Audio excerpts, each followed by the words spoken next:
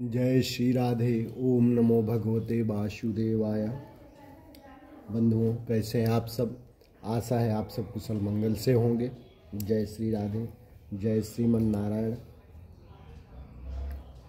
बंधुओं, बल्लभाचार्य जी ने इस चरित्र की समाप्ति में कहा है, कामेन कर्म नाशः स्यात् क्रोधेन ज्ञान नाशनम लोभेन भक्ति नाशः स्यात् तस्मात् एतत्त्रयम् त्यजेत्। और इसी कारण से गीता जी में काम क्रोध लोभ को नरक द्वार कहा गया है। बंधुओं, त्रिविधम नरकस्येदं द्वारम नाशनमात्मनः काम क्रोधस्तथा लोभस्तस्मादेतत्रयम् त्यजेत्। अर्थात भक्ति मार्ग में लोभ विघ्न रूप है। बंधुओं, मनुष्य भगवान के लिए अथवा दान देने के लिए घटिया से घटिया वस्तुओं का उपयोग करता है। पुत्र के लिए कपड़े बनवाने हो तो 7 या 17 रुपये मीटर वाला कपड़ा ले आता है, और ठाकुर जी के वस्त्र श्रृंगार बनवाने हो तो 2-3 रुपये मीटर वाला कपड़ा ढूंढता है। बंधुओं, एक गृहस्थ बाजार में ठाकुर जी के लिए फूल लेने जाता है तो माली कहता है कि गुलाब के फूल की कीमत 4 आना है। तो ग्राहक कहता है कि बंधुओं, कनेर का फूल ही दे दो, क्योंकि मेरे भगवान तो भावना के भूखे हैं। किंतु जब पत्नी कहती है कि मेरे लिए एक अच्छी सी बेड़ी, अर्थात बेड़ी मतलब बंधुओं सिर में लगाने के लिए फूलों का गजरा जिसे बोलते हैं, उसे बेड़ी कहते हैं, बेड़ी ला दो, तो बहुत सा खर्च करके भी वह अच्छी मनपसंद बेड़ी ले आता है। बंधुओं, उदाहरण के लिए आगे कहते हैं, भगवान सत्यनारायण की कथा करानी हो तो वह 200 रुपये का पीताम्बर पहन कर बैठता है, और जब ठाकुर जी को वस्त्र परिधान करने का प्रसंग आता है तो वह कहेगा कि वह कलावा अर्थात डोरी विशेष कहाँ है, वही लाओ। भगवान कहते हैं कि बेटे, मैं सब समझता हूँ, मैं भी तुझे एक दिन लंगोटी ही पहनाऊंगा, मैंने तेरी लंगोटी के लिए डोरी ही रख छोड़ी है। बंधुओं, ऐसा नहीं करना चाहिए। भगवान को उत्तमोत्तम वस्तु अर्पित करनी चाहिए।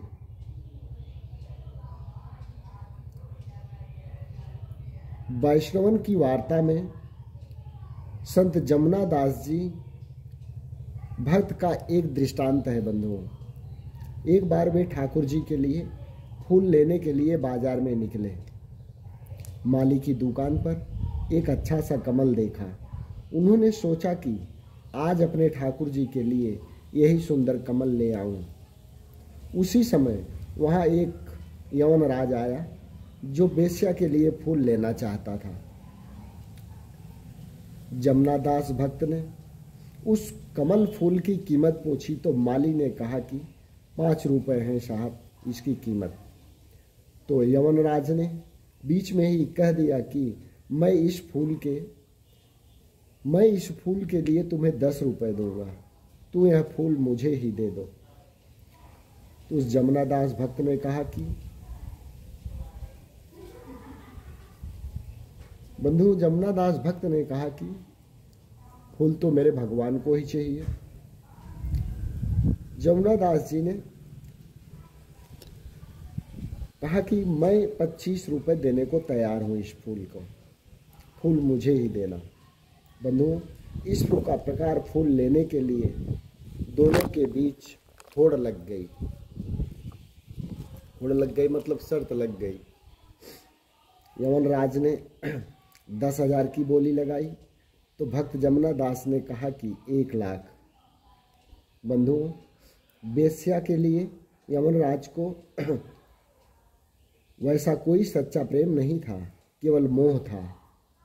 उसने सोचा कि मेरे पास लाख रुपए होंगे तो कोई दूसरी स्त्री भी मिल जाएगी। पर उधर जमुना दास भक्त के लिए तो ठाकुर जी ही सर्वस्व थे। उनका प्रभु प्रेम सच्चा था। बंधुओं, शुद्ध था। उन्होंने अपनी सारी संपत्ति बेच दी और लाख रुपए में वह कमल फूल खरीदकर श्रीनाथ जी की सेवा में अर्पित कर दिया। फूल अर्पित करते ही श्रीनाथ जी के सिर से मुकुट नीचे गिर गया। और इस प्रकार भगवान ने बताया कि भक्त के इस फूल का वजन मेरे लिए अत्यधिक है। तो बंधुओं, सनत कुमार ऋषि जो है क्रोधित हुए, अतः उनका पतन हुआ। प्रभु के द्वार तक पहुंचकर उन्हें वापस लौटना पड़ा। मन और बुद्धि पर कभी विश्वास मत करो, वे बार बार दगा दे जाते हैं। अपने को निर्दोष मानने के समान दोष और कोई नहीं है। बंधुओं, काम क्रोध अंदर के विकार हैं, वे बाहर से नहीं आते। तो सनत कुमारों का क्रोध बाहर से नहीं आया है, अवसर मिलते ही ये विकार बाहर आ जाते हैं। अतः मन पर सत्संग का, भक्ति का अंकुश रखो। सतत ईश्वर चिंतन करने से अंदर के विकार शांत हो जाते हैं। सनत कुमारों ने क्रोधित होकर जय विजय को शाप दिया कि राक्षसों में ही विषमता होती है, तुम दोनों के मन में भी विषमता है, अतः तुम राक्षस हो जाओ। बंधुओं, मंदिर में थोड़ा सा पाप किया जाए तो वह भी महापाप ही होता है। सनत कुमारों ने तो बैकुंठ में क्रोध किया। बंधुओं, सुखदेव जी सावधान करते हुए कहते हैं, राजन ऐसा पाप कभी मत करना। सुखदेव जी राजा परीक्षित को सावधान करते हुए कहते हैं कि हे राजन, ऐसा पाप कभी मत करना। सनक आदि ऋषियों ने शाप दिया कि दैत्य काल में तुम्हें 3 बार जन्म लेना पड़ेगा। भगवान ने सोचा कि इन्होंने मेरे आंगन में ही पाप किया है, अतः वे घर में आने के पात्र नहीं हैं। इन्होंने अभी तक क्रोध पर विजय नहीं पाई है, अतः वे मेरे धाम में आने की पात्रता गंवा चुके हैं। मैं बाहर ही जाकर उन्हें दर्शन दे आऊं। सनक आदि को अंदर प्रवेश न मिल सका। बंधुओं, सनक आदि ऋषियों को भगवान के बैकुंठ में प्रवेश न मिल सका। यदि वे अंदर जा सके होते तो फिर बाहर आने का प्रश्न उपस्थित ही नहीं होता। कारण भगवान का परम धाम तो है, यद गत्वा न निवर्तन्ते। भगवान ने लक्ष्मी जी से कहा कि लगता है कि बाहर कुछ झगड़ा हो रहा है। वे दोनों बाहर आए और ठाकुर जी ने सनत कुमारों की ओर नहीं देखा। आज नजर धरती पर है। अपने द्वारा किए हुए पापों के लिए सच्चे हृदय से जीव जब तक पछताए नहीं, तब तक ठाकुर जी दर्शन नहीं देते। जय जय श्री राधे, जय जय श्री राधे। ओम नमो भगवते वासुदेवाय, ओम नमो भगवते वासुदेवाय।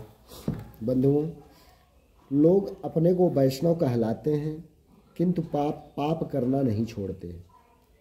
स्वदोष दर्शन अर्थात यह ईश्वर दर्शन का फल है कि सनत कुमार वंदन करते हैं, किंतु प्रभु जी ने उनकी ओर नहीं देखा।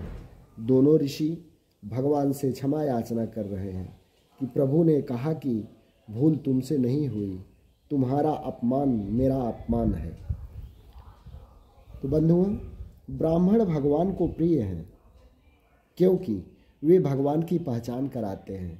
भगवान कहते हैं कि आपने मेरी भक्ति और ज्ञान का प्रचार किया है।